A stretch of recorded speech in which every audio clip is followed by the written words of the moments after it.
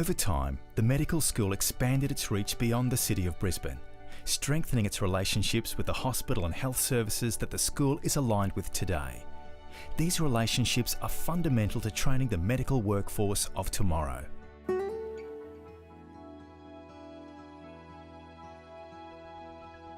Today, the school has clinical sites located in urban, regional, rural and international locations, from Toowoomba to New Orleans.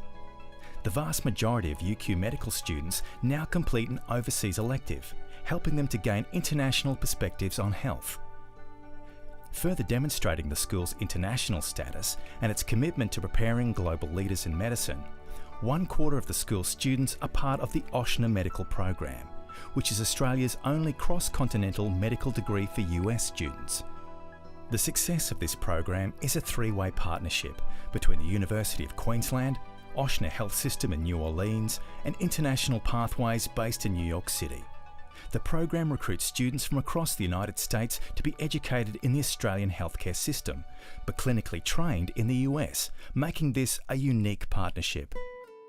He said, there's this program in Australia that allows students to, train in Australia and then come back to the States. And he's like, you should definitely apply. I think it'll be a great fit for you. So I did. I looked into the program and I was quite excited about it because my first degree was in public health, and I was really interested in global medicine and just finding out about different health systems. So I applied and I got in, so I was like, I'm going. It was great. Back at home in Queensland, the school continues to celebrate its local achievements. Associate Professor Noel Heyman, whose people are Waka Waka and Kalkadoon, made history when he was one of the first Aboriginal people to graduate in 1990 from the School of Medicine.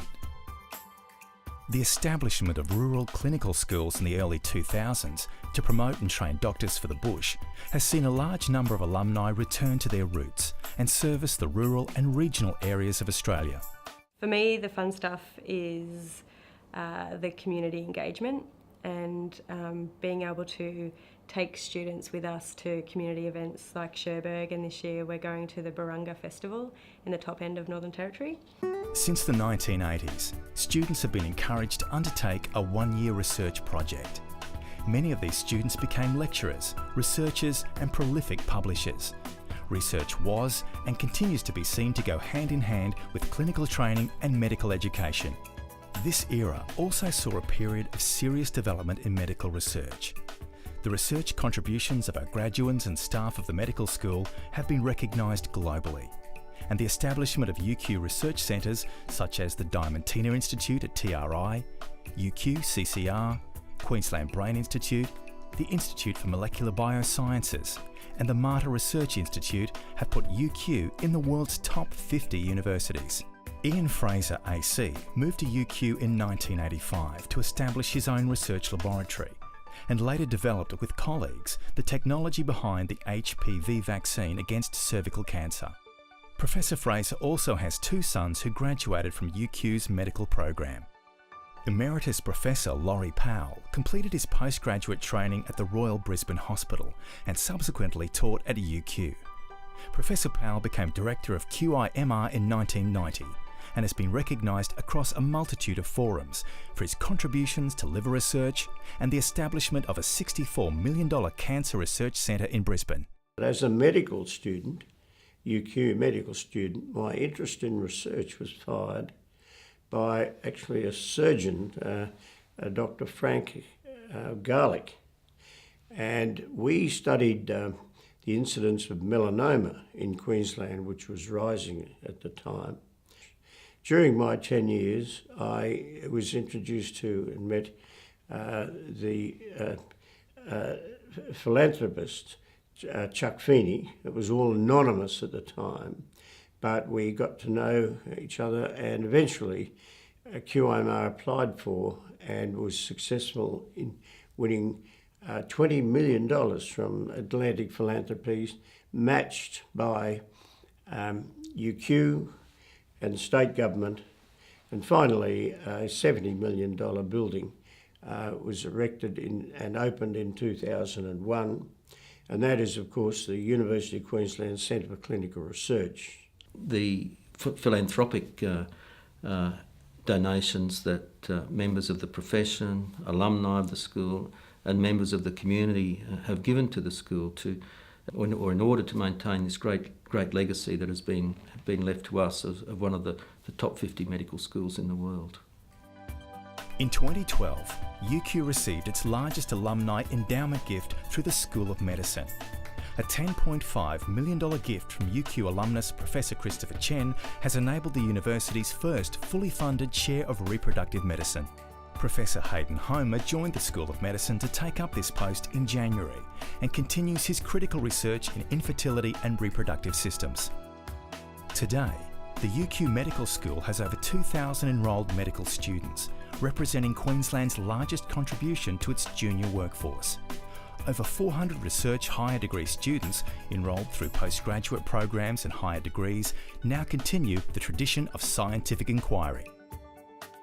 Since its conception in the 1930s, where the first graduands passed around a single gown at their graduation ceremony, through to the larrikin days of the 1960s, where medical students made their mark on Brisbane with their elaborate pranks, to today, where over 80% of students complete study overseas, Queensland's oldest medical school has produced more than 13,000 graduates throughout its 80-year history. Not everyone comes to medicine because of the strong family connection. There are the trailblazers among us that are first in family who have the calling to dedicate their lives to improving medical outcomes for others. However, it is evident that the family connection in medicine is exceptionally strong, and the generations who have graduated from UQ continue the family tradition today, building on the legacy from the first 80 years of medicine at UQ. So what will the next 80 years bring? And who will be our future medical leaders? And so when you look ahead, where is medicine going? It's certainly going towards personalised care, certainly going to a greater role of genomics. It's certainly going into an environment where we have to be much more fiscally responsible as doctors. So we have to educate our students about evidence-based care and how that should be applied in clinical practice. That we are moving into a stage where we're going to have a much older population, and that brings with it very specific issues of care that we need to properly educate our students in. So I think, the big challenge in medical education is keeping abreast of the developments, both in the field and in the population, so that we can recognise what elements of those we need to educate our students in, so that they can move forward into the workforce well prepared to operate in that environment. One thing is certain, medicine will continue to provide the foundation for lifelong friendships and marriages, and share the love of helping the sick and needy whilst having a bit of fun along the way. One of the important things I think that students don't appreciate so much at the time, but every graduate comes to appreciate, is the fact that the friends that we make during our undergraduate medical time, in fact, are very often the friends for life. We've supported each other during the undergraduate medical course. We've worked very hard, sometimes under slave labour, in the few years after graduation, together. And it's that teamwork which is so important. I was the only non-Australian in my year. I made friends, and some of them remained friends all my life. I still see frequently people I graduated with. I think you often don't see them for 5 years, and suddenly you pick up as if you left off the day you last saw them.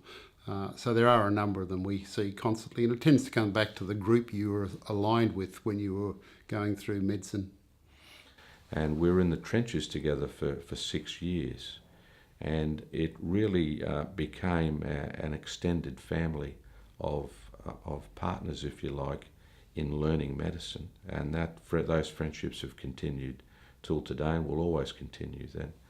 Spend a lot of time, with your friends and with other people in the degree, because a lot of the learning actually comes from that rather than the structured curriculum, in my opinion. I guess medicine is the best career ever. It's lifelong fulfillment, it's always learning, it's so challenging, and you can really forge your own path within it. It was probably the best years of my life. I mean, I look back at UQ with great memories. I mean, one of the biggest parts about being at UQ that I thoroughly enjoyed was the friendships I established. More than 25 years down the track now, you know, my close friends were those I established during med school. So it's a very special time in my life.